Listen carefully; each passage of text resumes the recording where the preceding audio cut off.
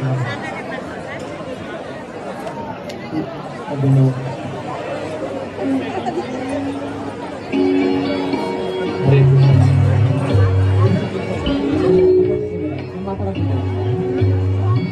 ಕೃಷ್ಣ, ನಾವೆಲ್ಲರೂ ನಿಮಗೆ ಸ್ವಾಗತ ಮಾಡುತ್ತೇವೆ ಈ ಪಾನಿಹಟ್ಟಿ ಹಬ್ಬಕ್ಕೆ.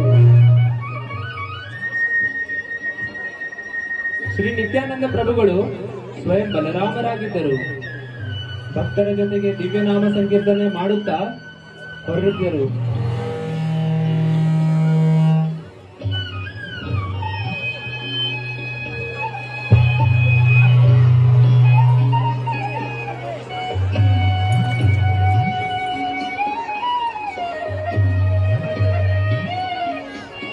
ಸಮಸ್ತ ನಗರ ವಾಸಿದವರಿಗಿಂತ ಅವರು ಸಂಕೀರ್ತನದಲ್ಲಿ ಮಗ್ನರಾಗಿದ್ದರು. ಪ್ರಭು ನಿತ್ಯಾನಂದ ಪ್ರಭುಗಳ ದಿವ್ಯ ಶರೀರ ಅತಿ ಸುಂದರವಾಗಿತ್ತು. ಅವರ ಶರೀರದಿಂದ ಉಜ್ವಲಿಸುತ್ತಿರುವ ಪ್ರಕಾಶವು ಇನ್ನಷ್ಟು ತೇಜಸ್ವಿಯಾಗಿತ್ತು.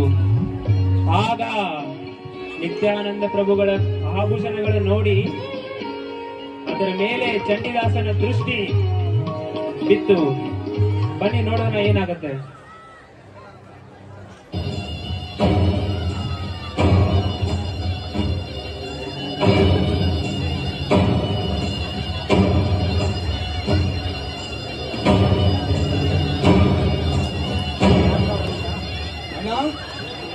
ನಿತ್ಯಾನಂದ ಒಳ್ಳೆ ವಜ್ರ ವೈಡೂರ್ಯ ಮುತ್ತುಗಳನ್ನು ಧರಿಸಿ ಒಳ್ಳೆ ನಕ್ಷತ್ರದಿಂದ ಕಲ್ಗೊಳಿಸುತ್ತಿದ್ದಾನೆ.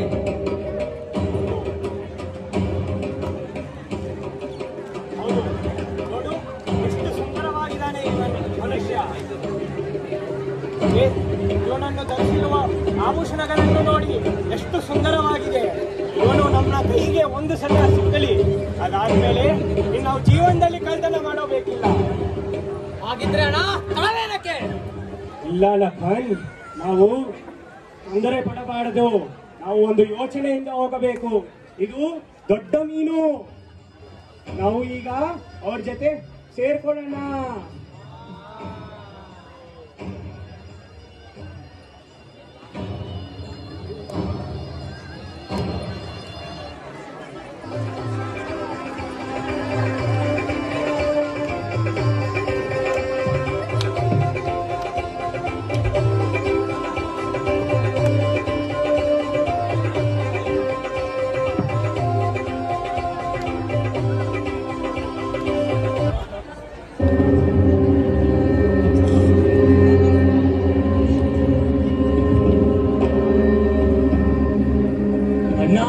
ನಿಮ್ಗೆ ಇನ್ನೊಂದು ವಿಷಯ ಗೊತ್ತೇ? ಆ ವ್ಯಕ್ತಿಯು ಊರಿನ ಆಚೆ ಹಿರಣ್ಯ ಪಂಡಿತರವರ ಮನೆಯಲ್ಲಿ ವಾಸಿಸುತ್ತಿದ್ದಾನೆ. ಊರಿನ ಆಚೆ.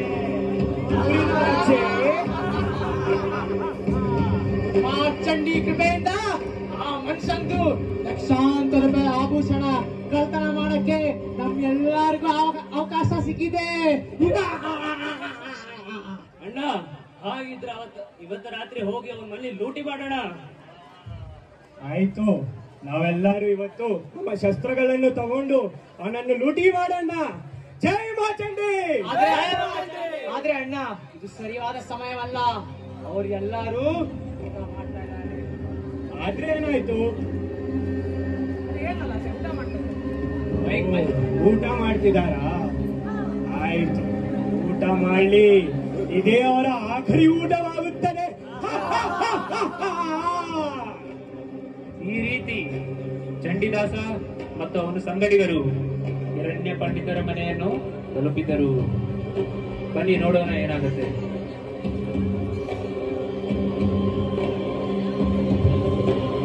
ಅಣ್ಣ, ಆ ಅಭೂತವನ್ನು ನೋಡಿ ಅವನ ಕವನ ಕುಂಡಲ ನನ್ನದೇ. ಆಯ್ತು, ಆದ್ರೆ ಅವನ ವಜ್ರದ ಮಾಲೆ ಮಾತ್ರ ನನ್ನದು. ಏ ಗೂಬೆ, ಕಂಗನ ನಿನದು, ಮಾಲೆ ನಿನದು. ಆದ್ರೆ ಅವನ್ ಕೊಂಡಲ ಮೇಲೆ ಬರ್ತಿ ಅವನ ಹೆಸರು ನನ್ನದೇ.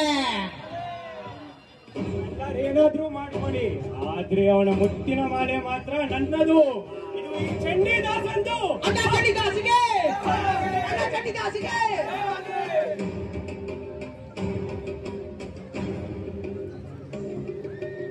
ಈ ರೀತಿ ಯೋಜನೆ ಮಾಡಿದ ಬಳಿಕ ಅವರು ಸರಿಯಾದ ಸಮಯಕ್ಕಾಗಿ ಕಾದರು. ಎಲ್ಲವನ್ನೂ ಅರಿತಿದ್ದೆ ಶ್ರೀ ನಿತ್ಯಾನಂದ ಪ್ರಭುರು. ಚಂಡಿದಾಸನ ಕಪಟತನದ ಬಗ್ಗೆ ಗೊತ್ತಿತ್ತು. ಅವರು ತಮ್ಮ ಶಕ್ತಿಯಿಂದ ಚಂಡಿದಾಸ ಮತ್ತು ಅವರು ಸಂಗಡಿಗರಿಗೆ ಗಾಢ ನಿದ್ರೆ ಬರುವಂತೆ ಮಾಡಿದರು.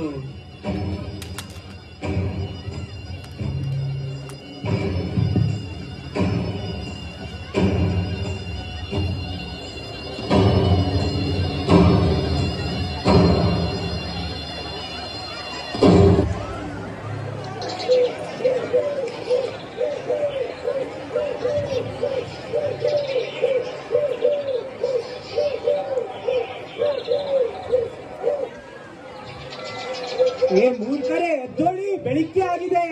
ಎದ್ದೋಳು ಎದ್ದೋಳು.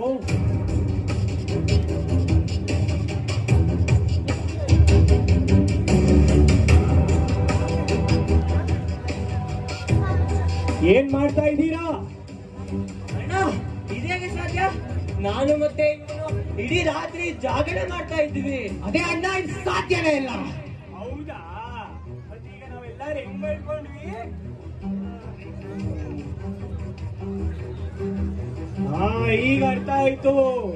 ನಾವು ಚಂಡಿ ಮಾತೆಯ ಪೂಜೆಯನ್ನು ಮಾಡಲಿಲ್ಲ.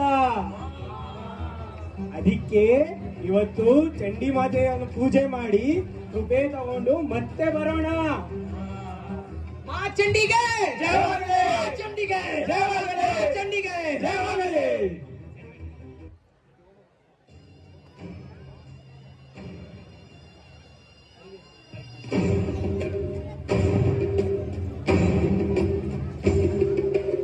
ಓಂ ಭೀಮ್ ಬಸ್, ಓಂ ಭೀಮ್ ಬಸ್, ಓಂ ಭೀಮ್ ಬಸ್. ಈ ರೀತಿ ಅವರು ಮಾ ಚಂಡಿಯನ್ನು ಕೃಪೆಯನ್ನು ಪಡೆದರು. ಹಾಗೂ ಮುಂದಿನ ರಾತ್ರಿ ಏನಾಗುತ್ತೆ ನೋಡೋಣ ಬನ್ನಿ. ಈಗ ಚಂಡಿ ಮಾತೆಯ ಪೂಜೆ ಮುಗ್ದಿದೆ. ನಮ್ಮ ಈಗ ಮಾಡುವ ಲೂಟಿ ಇನ್ನು ಯಾರೂ ನಿಲ್ಸಕ್ಕಾಗಲ್ಲ. ನಾವು ಸಫಲವಾಗುತ್ತೀವಿ.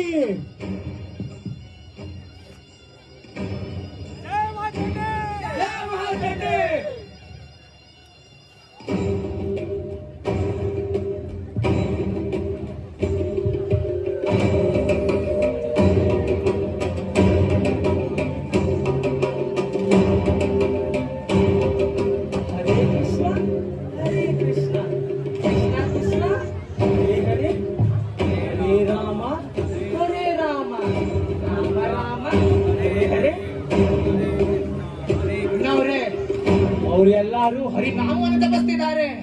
ಅವ್ರೊಬ್ಬರ ಹತ್ರ ಅಷ್ಟು ಶಕ್ತಿ ಇದೆ ಅಂದ್ರೆ ನಮ್ಮೆಲ್ಲರೂ ಭಸ್ಮ ಮಾಡಬಹುದು. ಈ ಭಕ್ತರು ಸಾಧಾರಣ ಭಕ್ತರಾಗಿರಲಿಲ್ಲ. ಅವರ ಹಣೆಯ ಮೇಲೆ ತಿಲಕ್ ಹಾಗೂ ಅವರ ಕೊರಳಲ್ಲಿ ತುಳಸಿ ಮಾಲೆಯನ್ನು ಧರಿಸಿದ್ದರು. ಅವರ ನಿರಂತರವಾಗಿ ಹರಿನಾಮವನ್ನು ಜಪಿಸುತ್ತಿದ್ದರು. ಅವರನ್ನು ನೋಡಿದ ಮೇಲೆ ಚಂಡಿದಾಸ ಹಾಗೂ ಅವನ ಸಂಗಡಿಗರು ಓಡಿ ಹೋದರು. ಛೇ ಅಣ್ಣ, ಇವತ್ತು ಕೂಡ ನಮ್ಮ ಕಾರ್ಯ ಅಸಫಲವಾಗಿದೆ. ಅದಕ್ಕೆ ಅವನನ್ನ ಗೋಸ್ವಾಮಿ ಅಂತ ಅಂತಾರೆ. ನೋಡುತ್ತಿದ್ದರೆ ಈ ಮನುಷ್ಯ ಸಾಮಾನ್ಯ ಮನುಷ್ಯ ಅನ್ನಿಸ್ತಿಲ್ಲ. ಇವನಿಗೆ ಯಾರೋ ರಾಜ್ಯದ ಸೈನಿಕರು ಇದ್ದಾರೆ. ಅವರು ಹರಿನಾಮ ಜಪವನ್ನು ಮಾಡುತ್ತಿದ್ದಾರೆ. ಈಗ ನಾವು ಮಾಡೋದು ಉಚಿತ ಅಲ್ಲ. ಅದಕ್ಕೆ ನಾವು ಮತ್ತೆ ಬರೋಣ. ನಂತರ ಚಂಡಿದಾಸ ಮತ್ತೊಮ್ಮೆ ಆಕ್ರಮಣ ಮಾಡಿದ. ಆಗ ಅವರ ಮುಂದೆ ಕತ್ತಲು ಮೂಡಿತು. ಅವರು ಅಲ್ಲಿ ಬಿದ್ದು ಹೋದರು. ಅವರ ಮೇಲೆ ಹಾವುಗಳ ಮಳೆ ಸುರಿಯಿತು.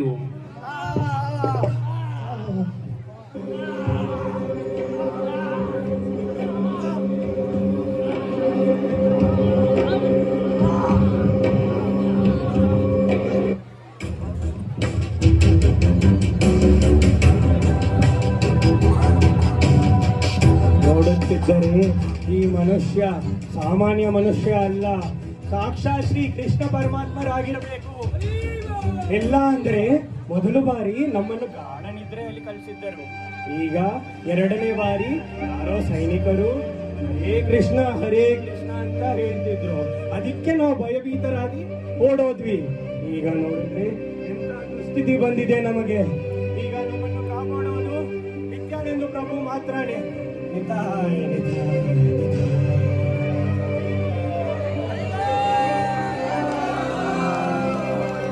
ಶ್ರೀ ನಿತ್ಯಾನಂದ ಪ್ರಭುಗಳು ದೊಡ್ಡ ದಯಾವಂತರು. ಆಗ ಅವರು ಚಂಡಿದಾಸನ ಪ್ರಾರ್ಥನೆಯನ್ನು ಕೇಳಿ ಅವರ ಎಲ್ಲಾ ಕಷ್ಟಗಳನ್ನು ನಿವಾರಿಸಿದರು. ಚಂಡಿದಾಸನ ಹೃದಯವನ್ನು ಪರಿವರ್ತನೆ ಮಾಡಿದರು ಹಾಗೂ ಅವರೆಲ್ಲರೂ ಹಿರಣ್ಯ ಪಂಡಿತರ ಮನೆಗೆ ತಲುಪಿದರು. ಪ್ರಭು, ನನ್ನನ್ನು ಕ್ಷಮಿಸಿ ಪ್ರಭು. ನಾನು ತುಂಬಾ ದೊಡ್ಡ ತಪ್ಪು ಮಾಡಿದ್ದೀನಿ. ಹುಟ್ಟೋದೇನೋ ಬ್ರಾಹ್ಮಣವಾಗಿ, ಆದ್ರೆ ಮಾಡೋದು ಪರಮನೀಚ ಕೆಲಸ, ಕಳ್ತನ ಮಾಡ್ತೀನಿ. ನಿಮ್ಮ ದಯೆಯಿಂದ ನನ್ನ ಕಾಪಾಡಿದ್ದೀರಾ ಪ್ರಭು. ನನ್ನನ್ನು ಕ್ಷಮಿಸಿ ಪ್ರಭು.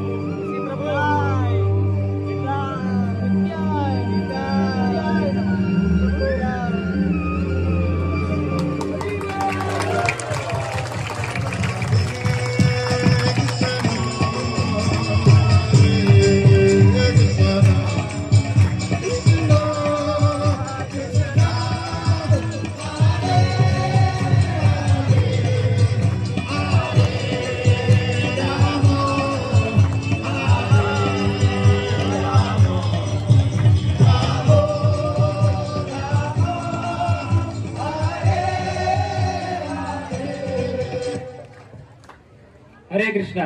Thank you very much.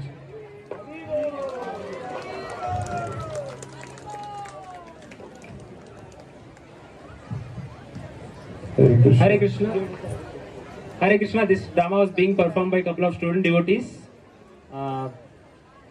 We have Jaipal Prabhu, Samir Prabhu, Anvit Prabhu, who played the role of the dacoits who tried to loot, headed by our the most glorious Akash Prabhu, who enacted the role of Chandidas. And then we have the devotees who are accompanying Lord Nityananda Mahaprabhu, namely Ayush Prabhu, Shivam Prabhu, Gunadeep Prabhu, Ronak Prabhu, who enacted the role of devotees. And also we had Suman Prabhu, who enacted the role of one of the dacoits. And then finally, we had the most compassionate or most merciful personality, who is Lord Nityananda Mahaprabhu, who is Shivang Prabhu. Let us all chant for all of them by one time loudly chant.